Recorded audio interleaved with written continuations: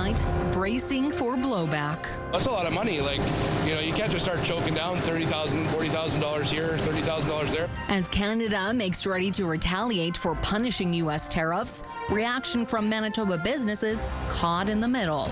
Also tonight, preparation instead of patchwork. What a new report says about the Canadian response to wildfires and evacuations, and how to prepare for the next season. And later, ready for a swinging good time. There's a couple hard years there without, and it's just great for everyone, great for the town. Morden's golf course tees up for a new chapter after the clubhouse was devastated by fire twice. CTV News. Live from downtown Winnipeg with Taylor Brock. Good evening and thanks for joining us. Manitoba businesses caught in the middle of an escalating trade war between Canada and the United States feel the pressure being put on folks here at home. Talks broke down late last week after the Prime Minister said unfair demands were made by the American delegation. Now impacted industries are dealing with new 50% U.S. tariffs, plus incoming counter tariffs from Canada. CTV's Jeff Keel explains what this means for Manitobans.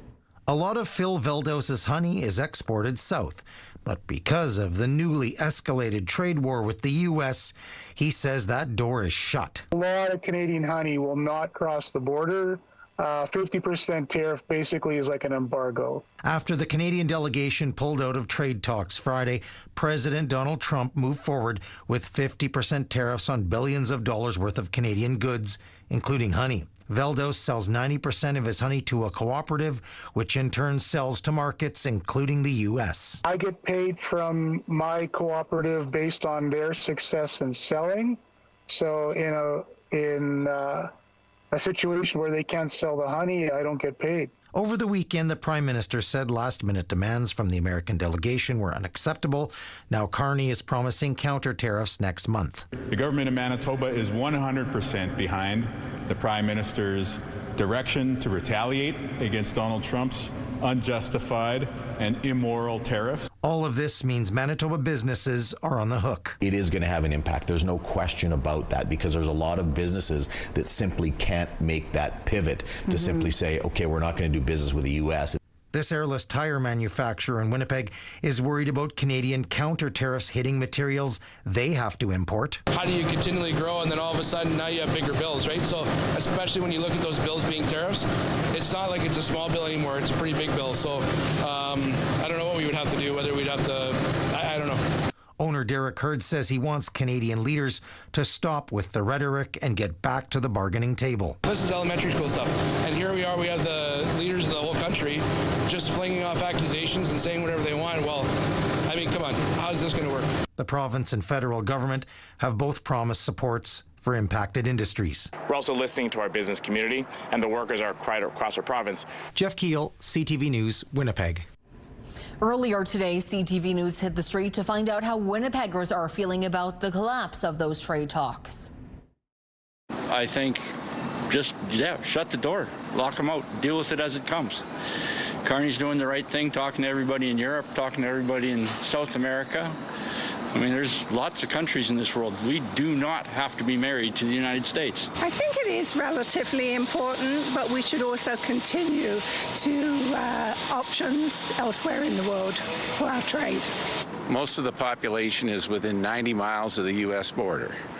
We're a big, big island, and the rest of our products go around the world, and it needs to go to the shortest distance. And it's just one person and a couple of people that are around him that don't realize the importance of their neighbor.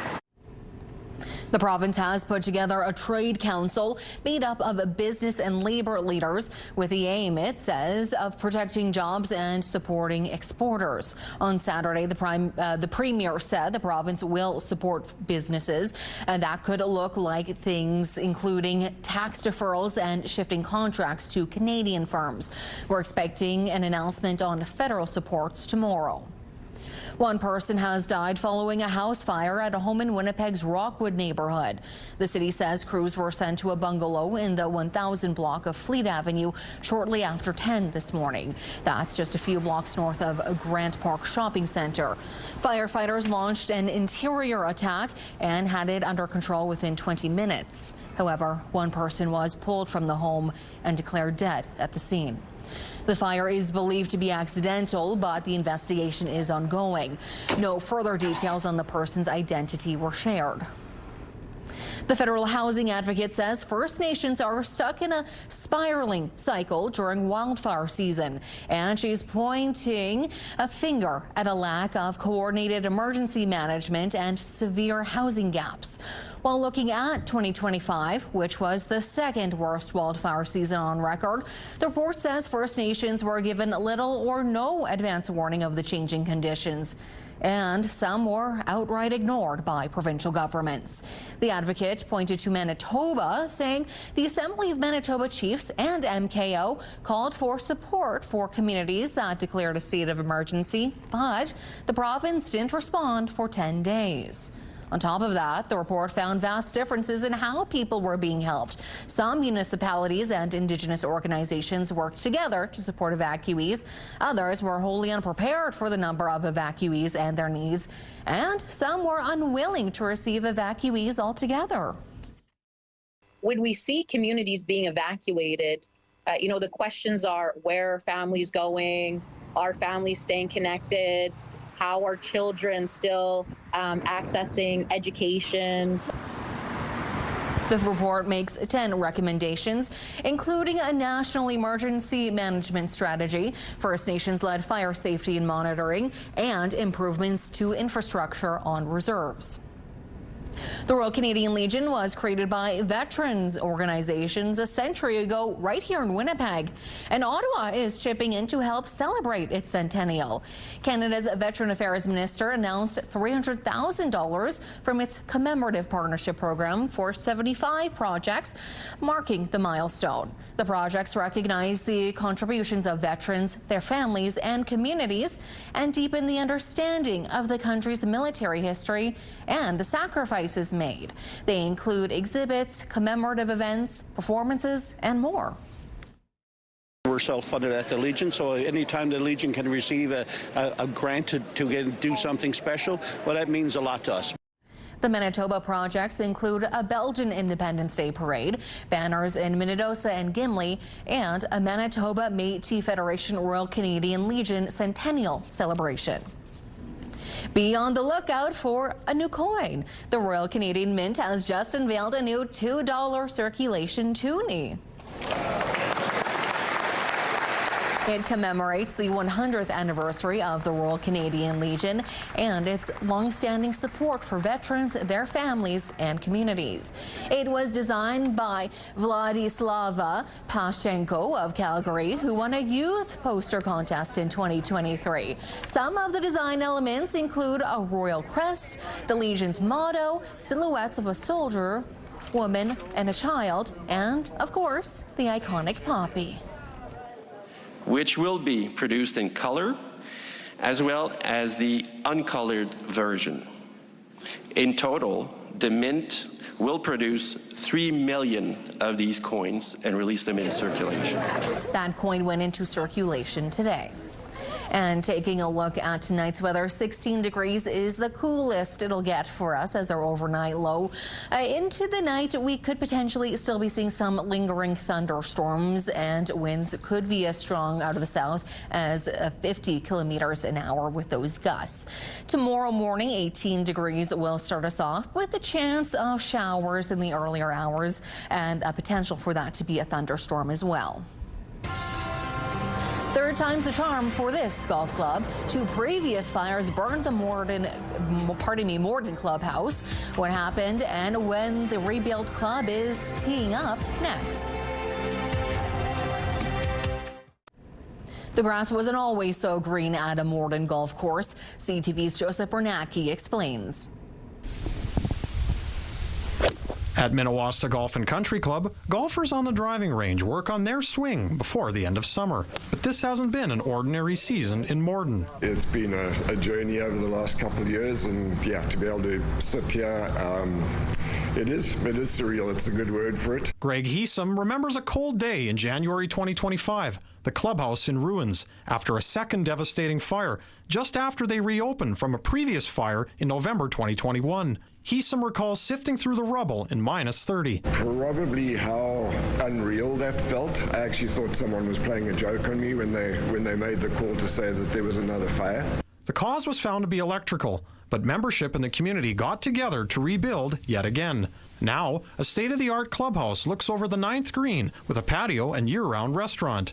Operations are once again par for the course. Started building last June and just finished up here in July and got back into the space midsummer. So yeah, unfortunately we got really well practiced at running out of a tent and a snack shack. We're a strong community. We gathered, we came together. The community was supportive of the rebuild, and look where we are today. Morden Mayor Nancy Penner says starting over shows how resilient the club really is. So what do golfers think of the new space? We caught up with Ryan Weeb and his friends on the 15th tee and after the round on the 18th green. I'm not going to miss that tent. We spend a lot of time in that tent, especially after league nights, and it's just great to have this, and we're able to come, sit on the patio, sit inside. We got this one up and running. It's been the best thing ever for the town. What do they say? Third time's a charm. So like that. I'd say it's beautiful. Our course is beautiful, but it's nice to have a clubhouse that matches. Joseph Bernacki, CTV News, Morden. A 21-year-old man is dead after being shot at a home in Selkirk Sunday. It happened shortly after midnight on Dufferin Avenue. The victim was declared dead at the scene. Selkirk Mounties say other people were there at the time, including a 30-year-old man who was arrested and charged with second-degree murder. Investigators weren't able to say what led to the shooting, only that the suspect and victim knew each other and neither lived at the home. We're told by Mounties several firearms were seized. They are currently being tested. A strike deadline has been issued for hundreds of Dinacare workers. The Manitoba Association of Healthcare Professionals says job action will begin at 6 a.m. September 8th if an agreement can't be reached. The strike would impact 350 workers at Dinacare's 22 laboratories and healthcare centers in the province, including Winnipeg and Brandon. The news comes days after members voted 99.7% in favor of a strike mandate. The union says workers want better compensation. It says since 2017, wages have fallen 20 to 50% behind public hospital laboratories. Both parties previously agreed under provincial essential services legislation it's not necessary to continue Dinacare's lab services in the event of a strike. This means all Dinacares, including the main processing lab in Winnipeg, would be shut down during a strike. CTV News has reached out to Dinacare for comment. Prisoners who were put in solitary confinement while at Manitoba youth and adult jails can now file a claim as part of a class action lawsuit. As we previously reported, the Manitoba Court of King's Bench approved a $129 million settlement earlier this year. Those who are eligible can file a claim until August 24th of next year to receive a cash settlement of up to $100,000. The class action argues the government's use of solitary confinement was negligent and breached inmates' charter rights. Solitary confinement was defined as segregation in a room or area without meaningful human contact for at least 22 hours a day. The provincial government agreed to resolve the class action through the settlement without a trial while denying liability. A Winnipeg artist is putting her own spin on the free little library idea. Instead of books, she's created a free art gallery. It's a space to, pick up and drop off art projects. Since its launch, Heather Woods has received pieces from around the world. Her biggest challenge at first was keeping the rain out. Thankfully, she's since waterproofed it. Big changes are coming to a park in northeast Winnipeg. Construction got underway today on a $6.1 million improvement project at Kilcona Park. It includes the demolition of some decaying buildings and signs, a new roadway and multi-use path through the park, and improvements to the off-leash dog area. Work on the road and pathways is expected to wrap up next fall, while the off-leash area should be ready by summer. However, dogs will need to stay on a leash until the road work is finished.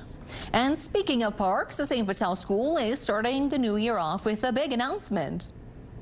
This is so exciting, way better than those fancy boxes of crayons that you wanted your mom to buy. Lavalley school students are getting a new accessible play structure. It's one of 43 playground projects being supported by the province's Healthy Kids, Healthy Communities Play Structure Fund. The province is handing over $100,000, while St. Vital City Councillor Brian Mays and Louis Riel School Division are kicking in $50,000 each. The easy thing to do would have just been say, I'll let the parents keep doing this. We're not saying that. We're saying it's a new arrangement here, a new day in Manitoba for these school play structures. The existing structure will be dismantled in October. Lavalley's principal expects the new one to be ready by the end of that month. The provincial government introduced the $3 million initiative in this year's budget to ease the financial pressure on school divisions and parent advisory councils. Today marks the 35th anniversary of Ukraine's independence.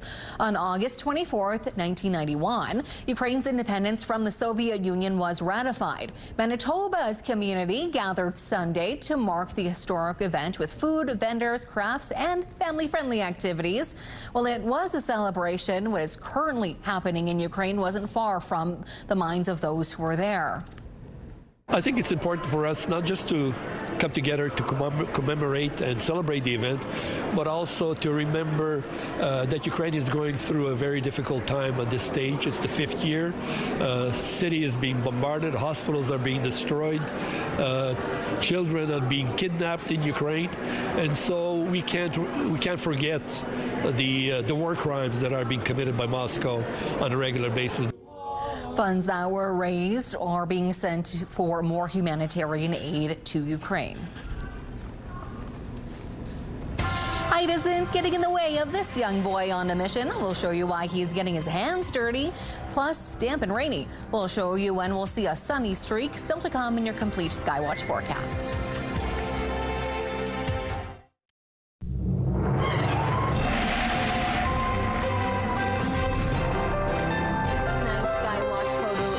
Comes to us from Brereton Lake, which is in the Whiteshell. Thanks to Kathleen for sending in this cute critter. You can send your weather photos to Winnipeg Weather at ctv.ca. It was certainly a humid day today here in Winnipeg, if you can tell here. Folks who are struggling with your hair or otherwise certainly would have noticed that shift in the weather well before we saw the rain.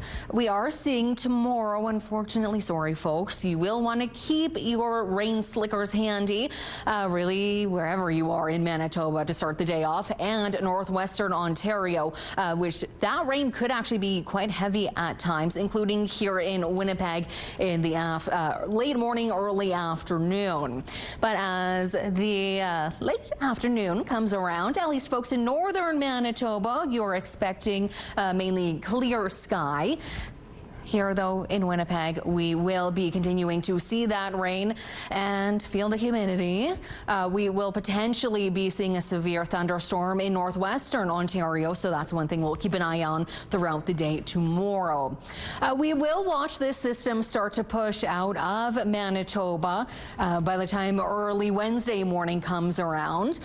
Things will be quite bright and sunny, actually, for much of the province. And if you are in Ontario, you can expect the system to push out late in the afternoon on Wednesday. Taking a look across northern Manitoba tonight, chance of that thunderstorm, particularly in Island Lake, with a low of 15 degrees expected. Tomorrow, you folks will possibly be seeing that rain stick around. Also in Thompson and Gillam, a chance of that for you folks as well, but mostly sunny in Gillam, actually. And that rain and potential for a thunderstorm tonight in Flin Flon and Norway House. However, tomorrow will be mostly cloudy with a high of 22 degrees. We are seeing it tonight in Brandon, folks, hopefully escaping that rain. However, tomorrow, quite cloudy for you with a high of 22 and rain for your neighbors to the north north near that Saskatchewan border. We are seeing a chance of the showers continuing tonight in Barons River. Tomorrow a high of 22 degrees is expected there as folks here in Winnipeg and across the Red River Valley and northwestern Ontario deal with heavy rain and the potential for a thunderstorm tomorrow.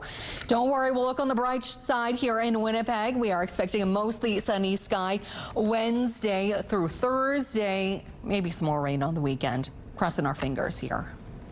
A 6-year-old boy in Australia is on a mission to reduce waste in his community. He wants to run a waste management company. He'll do a great job. Thomas Aldworth loved racing outside his house to look at the garbage trucks. One day, a collector handed him a bin, expecting Thomas to push it back to the curb. But the moment sparked the boy's involvement with the local waste crew. These days, he collects the waste like a professional. Thomas's dedication has even helped him build a growing audience online.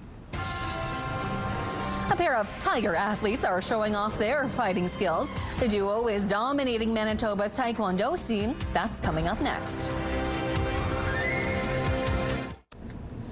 A pair of Winnipeg kids is taking the sport of taekwondo by storm, racking up wins at every tournament they go to. But as CTV's Devin McKendrick shares, their growth is about so much more than ending up on the podium.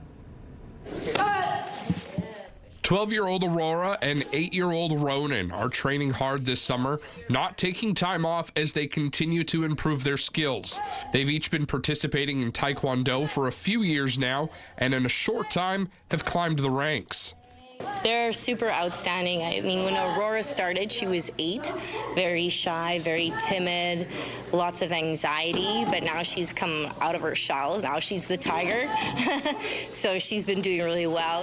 Ronan, too, he's 8 years old, and he's already been in 17, 20 tournaments, so he's collected quite a variety of medals. Even though it takes a lot of hard work to get to where they are, each of them do it for the love of the sport. Making lots of friends here, training lots, winning medals, being strong, and helping others. Well, when I first started tournaments, I was really nervous, and when I started sparring, I wasn't the best and I got hurt sometimes, but now I've gotten better and I still cry a little bit, but not as much as when I started, and I'm not as nervous to go in anymore. The medals and accolades have piled up for the pair, including the top prize from the Ultimate Taekwondo Super Series. But what they've accomplished as people is what their instructors care about most. Everyone thinks that, oh, it's just kicking and punching and beating people up, when it's about a life skill. It's self-defense, right? And keeping yourself safe and building character. And that's what we want in our students. We want them to go out into the world and have a positive impact on people around them and whatever they choose to do in their life. Devin McKendrick, CTV News, Winnipeg. Hundreds of people took part in the Winnipeg Walk for Pulmonary Fibrosis at Assiniboine Park this weekend. The Saturday event raises money to support families affected by the lung disease. Pulmonary fibrosis is the gradual stiffening of the lungs, which leads to the development of scar tissue and makes it hard to breathe. There's currently no cure for the disease, and it impacts around 30,000 people across Canada. At last check, the walk raised a little more than $60,000. Meet Phil, the newest member of a BC fire crew. We'll show you the moment he was sworn in for duty, and we'll break down tomorrow's forecast next. Women's clothing provided by RW & Company. Salon services provided by S&T Spa Salon. Okay, I know we're going to have to deal with another 24 hours of showers. I'm sorry. I don't make the weather. I just tell it to you.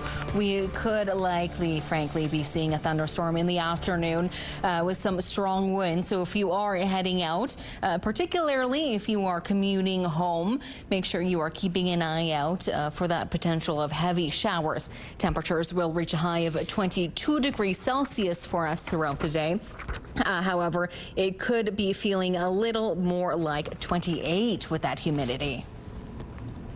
The fire department in Port Coquitlam in BC is welcoming a new member named Phil. He's got a big heart, 4 legs, and a very important job. Phil is trained to recognize when one of our giants is struggling under the weight of the sky, when the rest of us see somebody just walking underneath. Phil is an occupational stress intervention dog. He was officially sworn in during a ceremony this past week. Phil will support firefighters after traumatic calls during emergency operations center activations, emergency support service events, and at group lodging sites. His new role was made possible thanks to a partnership with the BC and Alberta Guide Dogs.